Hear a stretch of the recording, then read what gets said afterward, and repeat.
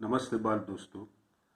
Silver bells Mansarovar Palanpur school के online education में आपका दिल से स्वागत है। आज हम standard 8 subject Hindi chapter number 1 तेरी है ज़मी जो कविता है, जो पोएम है, उसका अभ्यास करेंगे। प्रस्तुत कविता एक प्रार्थना गीत है जिसमें ईश्वर के प्रति कृतज्ञता का भाव व्यक्त हुआ है। साथ ही ईश्वर की सर्वोपरिता को स्वीकार किया गया है। यहाँ पर कृतज्ञता का मतलब होता है धन्यवाद, आभार, थैंक यू। और सर्वोपरिता जो है उसका मतलब होता है सर्वशक्तिशाली, सर्वशक्तिमान। तो प्रस्तुत काव्य में ईश्वर के प्रति धन्यवाद का भाव है और सर्वशक्तिमान ईश्वर की सर्वसत्ता को स्वीकार किया गया है। हम चित्र में देखें, पेज नंबर 1 पर, टेक्स्ट बुक में जो पेज नंबर 1 है वो चित्र में देखो तो नन्हे नन्हे मीठे मीठे बच्चे हैं, घर है, सूर्योदय का समय है, पंछी घोंसले से आसमान की ओर उड़ रहा है। मतलब ये ब्राह्म मुहूर्त का समय है, प्रातः काल का समय है। सुबह सुबह बच्चे परम कृपालु परमात्मा से प्रार्थना कर रहे हैं। तो बच्चे, आज ये जो प्रार्थना है उसको हम सस्वर अच्छी तरह से गाएंगे। आप भी अभ्यास करना। तेरी है जमीन, तेरा आसमान, तू बड़ा मेहरबान, तू बख्शिश कर। सभी का है तू, सभी तेरे, खुदा मेरे तू बख्शिश कर। तेरी है जमीन, तेरा आसमान, तू बड़ा मेहरबान, तू बख्शिश कर। सभी का है तू, सभी तेरे, खुदा मेरे तू बख्शिश कर। तेरी मर्जी से ए मालिक हम इस दुनिया में आए हैं। तेरी रहमत से हम सब ने ये जिस्म और जान पाए हैं। तू अपनी नजर हम पर रखना, किस हाल में है ये खबर रखना। तेरी है जमीन, तेरा आसमान, तू बड़ा मेहरबान, तू बख्शिश कर। सभी का है तू, सभी तेरे, खुदा मेरे तू बख्शिश कर। तू चाहे तो हमें रखे, तू चाहे तो हमें मारे। तेरे आगे झुका के सर खड़े हैं आज हम सारे।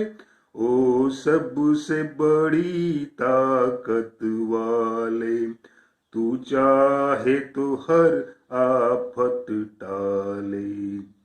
तेरी है जमीन, तेरा आसमान, तू बड़ा मेहरबान, तू बख्शिश कर। सभी का है तू, सभी तेरे, खुदा मेरे तू बख्शिश कर। बाल दोस्तों, काव्य की समझूती देख लेते हैं। तेरी है जमी, तेरा आसमान, तू बड़ा मेहरबा, तू बख्शिश कर। हे परम कृपालु परमात्मा, तेरी है जमी, मतलब यह धरती तुम्हारी है। तेरा आसमान, आसमान मतलब गगन, आकाश, तो ये गगन आकाश भी तुम्हारा है। तू बड़ा मेहरबा, मेहरबा मतलब दयालु, तू बड़ा दयालु है, तू बख्शिश कर। अब बख्शिश का मतलब होता है इनाम भी होता है। एक मतलब होता है इनाम, दूसरा मतलब होता है क्षमा करना, माफ करना। तो यहां पर होगा माफ करना।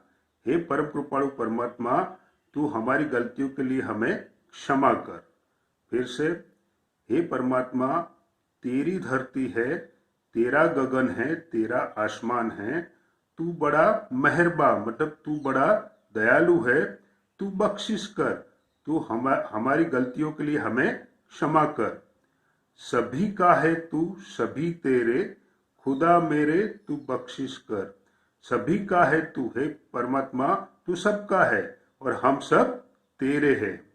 खुदा मेरे तू बख्शिश कर मतलब हे परमात्मा, हे गॉड, हे ईश्वर, तू हमें क्षमा कर, हमारी गलतियों के लिए क्षमा कर। तेरी मर्जी से ए मालिक हम इस दुनिया में आए हैं। मतलब तेरी कृपा होने के वजह से हमारा जन्म इस दुनिया में हुआ है। तेरी रहमत से हम सब ने, रहमत मतलब कृपा अथवा तो कृपा दृष्टि, तेरी कृपा दृष्टि से हम सब ने ये जिस्म और जान पाए हैं। मतलब हमें ये जिस्म मतलब शरीर और जान मतलब जान, प्राण। तो तेरी कृपा दृष्टि से हम सबको ये शरीर और प्राण मिले हैं। तू अपनी नजर हम पर रखना, किस हाल में है ये खबर रखना। तेरी नजर, तेरी कृपा दृष्टि हम पर बनाए रखना। किस हाल में है, हम किस हाल में है, सुख में है या दुख में है, ये तू खबर रखना, तू जानकारी रखना। तेरी है जमी, तेरा आसमान। ये परमात्मा, ये धरती तेरी है और आसमान तेरा है। तू चाहे तो हमें रखे, तू चाहे तो हमें मारे। हे परमात्मा, हे गॉड, तू चाहे तो हमें जिंदा रख सकता है, हमें जीवन दान दे सकता है। तू चाहे तो हमें मारे, अगर तेरी इच्छा नहीं है तो हमारी मौत भी हो सकती है। यानी जन्म और मृत्यु परम कृपालु परमात्मा तुम्हारे हाथों में है। तेरे आगे झुका के सर, सर मतलब सिर, हम सब ने तेरे आगे सिर, अपना सिर झुका दिया है, खड़े हैं आज हम सारे, हम सब तुम्हारे आगे खड़े हैं। वो सबसे बड़ी ताकत वाले, सबसे बड़ी ताकत वाले मतलब सर्वशक्तिमान।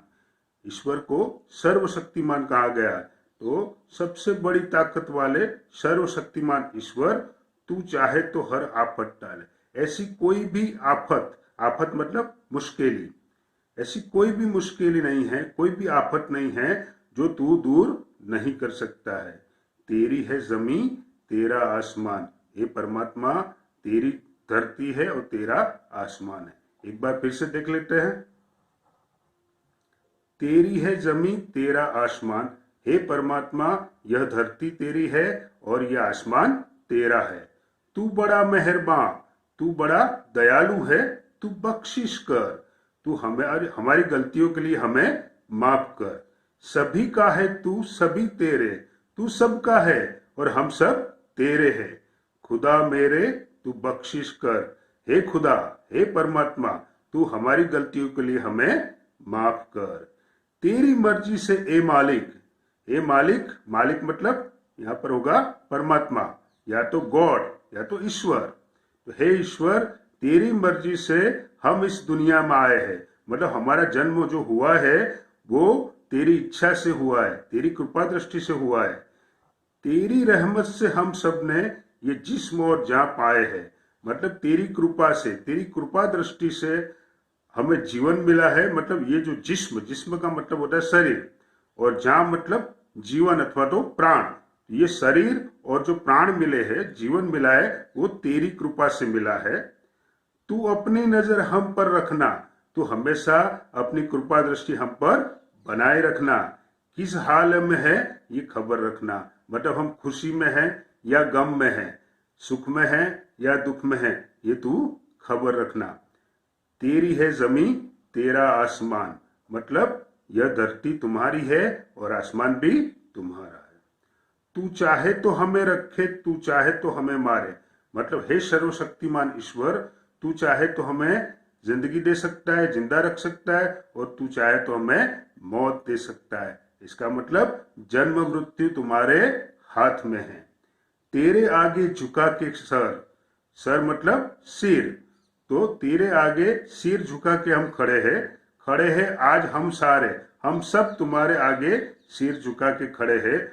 वो सबसे बड़ी ताकत वाले, सबसे बड़ी ताकत वाले मतलब सर्वशक्तिमान, तू चाहे तो हर आफत टाले। आफत मतलब मुसीबत, मुश्किली, प्रॉब्लम्स, तो तू चाहे तो हर आफत टाले मतलब सारे प्रॉब्लम्स, सारी मुश्किली को तू दूर कर सकता है।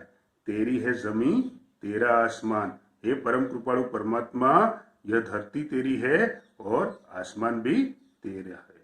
मीठे बच्चों, अब आपको जो एक्सरसाइज करनी है, एक तो आपको शब्दार्थ लिखने हैं जो टेक्स्ट बुक में दिए हैं पेज नंबर 1 पर।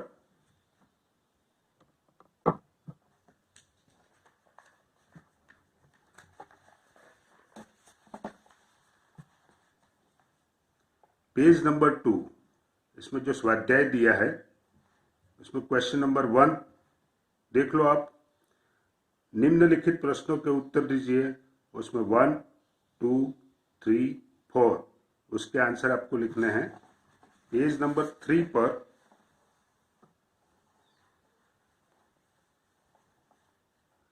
दिए गए भाव के आधार पर काव्य पंक्तियां लिखिए। मतलब ये जो भाव दिया है अंदर काव्य पंक्ति में आपको मिल जाएगा, वो कौन सी पंक्ति वो आपको लिखना है।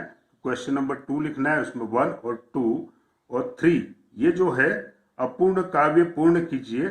मतलब ये सेल्फ मेड पोएम है, आप स्वरचित कविता बना सकते हो। यहाँ पर 2 पंक्ति दी है, 1 और 2, आपको दूसरी 2 बनानी है, 3 और 4। बस सेल्फ मेड पोएम बनानी है, स्वरचित काव्य। ये मौलिक है, बराबर। आप घर पे थोड़ी मेहनत करेंगे, पापा मम्मी से भी हेल्प ले सकते हैं, दोस्तों से भी हेल्प ले सकते हैं। तो यहाँ पर 2 पंक्ति आपको खुद बनानी, बस इतनी एक्सरसाइज आपको करनी है। मैं आशा करता हूँ बाल दोस्तों, मैं आशा करता हूँ, विश्वास करता हूँ ये पोएम आपकी समझ में आ गई होगी।